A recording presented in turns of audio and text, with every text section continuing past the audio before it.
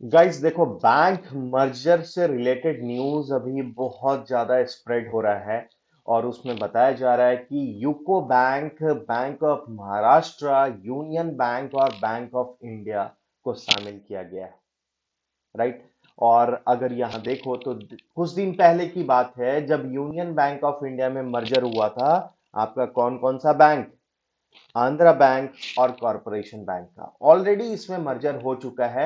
लेकिन जो न्यूज़ है वो बैंक मर्जर से और रिलेटेड क्या क्या हो सकता है।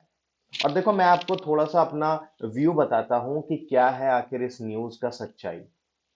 जब मैं देखूं कि फर्स्ट जो बैंक मर्जर हुआ था उसमें इन बैंकों को क्यों शामिल नहीं किया गया था, क्या रीजन था।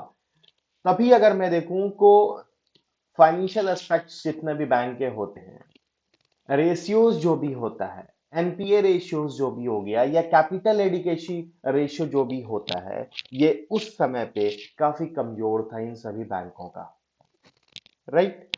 अब अगर कमजोर था तो उस टाइम पे इनको फर्स्ट मर्जर के टाइम पे इन सभी बैंकों को नहीं रखा गया। लेकिन क्या संभावना है कि अब इन बैंकों को रखा जाएगा नेक्स्ट जो मर्जर होगा।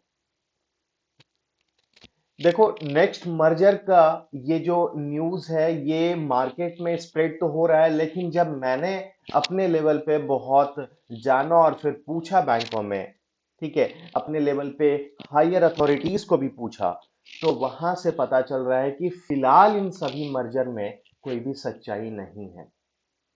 और अगर मैं मान लूं कि 1% तक ये मर्जर होता भी है, तो किसी बैंक का जो पहले कंसोलिडेशन हुआ था उसी बैंकों के साथ इन सभी इन बैंकों को मर्ज किया जाएगा। जो फर्स्ट राउंड में मर्जर हुआ था उन सब बैंकों के साथ ही आपको ये कंसोलिडेट किया जाएगा। राइट। और किसी नए बैंकों का या इन बैंकों का आपस में मर्जर संभव नहीं है किसी भी पॉइंट ऑफ व्यू से, क्योंकि हर किसी का अपना फाइनेंशियल बुक है। और इन फाइनेंशियल बुक के अकॉर्डिंग जो अभी सिनेरियो क्रिएट है, ये तो संभव नहीं है कि इन सब का आपस में कुछ मर्जर हो पाएगा। अगर हुआ तो एक पॉइंट ये निकल कर आता है कि जो पहले कंसोलिडेशन हुआ था उन सभी बैंकों के साथ ही कंसोलिडेट किया जा सकता है। राइट। और अगर इसमें कुछ और भी न्यूज निकल के आता है मर्जर से रिलेटेड ना, तो मैं आप लोगों को बता दूंगा, वीडियोस आप लोगों तक पहुंच जाएगा और सच्चाई के साथ पहुंचेगा।